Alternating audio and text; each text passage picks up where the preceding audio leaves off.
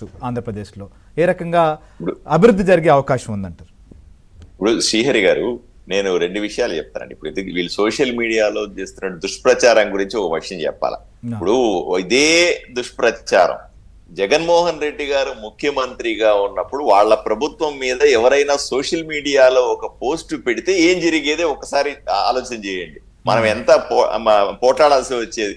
ఎవరో నీ అంతెందుకండి, మా ఆదోనిలో ఎవరో ఎమ్మెల్యేకి వ్యతిరేకంగా సింపుల్ గా పోస్ట్ పెడితే ఉద్యోగాలు పోయినాయి, పోస్ట్ పెడితే అరెస్ట్లు అయినాయి, సోషల్ మీడియాలో పోస్ట్ పెడితే మర్డర్ కేసులు పెట్టారు, వాళ్ళ 307 పెట్టారు. ఈ రకంగా వేధించారు. చివరికి మనమంతా కలిసి సోషల్ మీడియాలో పోస్ట్ పెట్టడం నేరం కాదని హైకోర్టుకి వెళ్ళి జడ్జిమెంట్ తెచ్చుకుంటే కూడా ఎవరు పట్టించుకోని పరిస్థితి. అంతెందుకంటే ఇప్పటికి కూడా మా ఊరు అందరూ కూడా బాగా చెప్పుకునే ఒక అంశం చెప్తాను చూడండి. మా దగ్గర కల్లుబావి రవి అని ఓ పిల్లడండి, ఆటో తోలుకుంటాడు. వాడు రోడ్లు సరిగా లేవు అని ఎమ్మెల్యేకి చెప్పండి అని ఎవరితో అన్నాడు.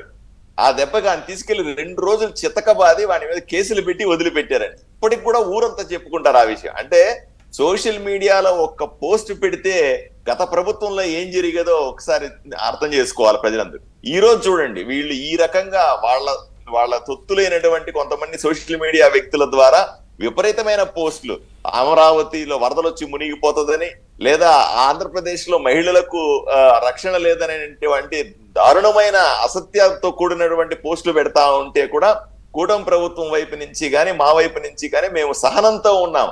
దీన్నే కదా నాడు నేడు అంటారు. ప్రజలు అర్థం చేసుకోవాలి ఆ రోజు పరిస్థితుల్ని, ఈ రోజు పరిస్థితుల్ని అర్థం చేసుకోవాల్సిన అవసరం ఉంది.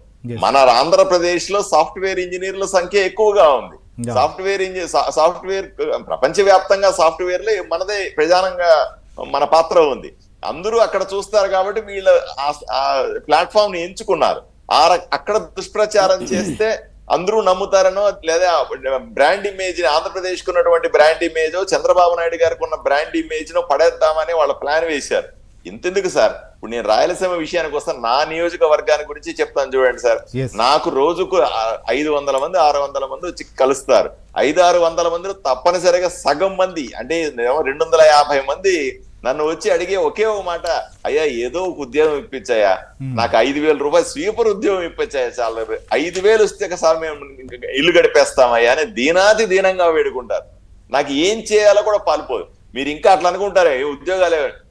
ఆదోని అన్నది నా నియోజకవర్గం ఒకప్పుడు 2వ బాంబే లాగా ఉండేది. బ్రహ్మాండమైన ఫ్యాక్టరీలు, బ్రహ్మాండమైన జిన్నింగ్ మిషన్లు, స్పిన్నింగ్ మిషన్లతో బ్రహ్మాండంగా ఉండేది. ఈ 5 ఏళ్లలో సర్వనాశనం అయిపోయినటువంటి ఆదోనిని ఈ రోజు అందరూ బిచ్చమెత్తుకునే పరిస్థితి లాగా చేరుకునే, ఎవరు కనీసం ఉద్యోగాలు లేవు. చదువుకున్న వాడికి అసలు ఉద్యోగమే లేదు, చదువుకునేవాడు వాడు అసలు బతికే పరిస్థితి లేదు. ఈ స్థాయికి చేరుకుంది. ఇది నా ఒక్క నియోజకవర్గం పరిస్థితే కాదు, 175 నియోజకవర్గాల పరిస్థితి. దీన్ని ఏదో రకంగా బాగు చేయాలని ఈ జన్మభూమి 2 పేరుతోనో ఇంకో విధంగానో మీ ఊర్లకు పోయి, ఎందుకంటే ఇప్పుడు నేను చెప్తాను చూడండి, మా ఆదోనిలో చదువుకొని బాగా బాగుపడిన వాళ్ళు రాష్ట్ర వ్యాప్తంగా, దేశ వ్యాప్తంగా, ప్రపంచ వ్యాప్తంగా కొన్ని 100,000 మంది ఉంటారు. వాళ్ళందరూ కూడా ఈ జన్మభూమి 2ని దృష్టిలో పెట్టుకొని నా ఊరికి, నా రాష్ట్రానికి, నా ప్రాంతానికి ఏదైనా చేసుకుందామనే ఆలోచన వస్తే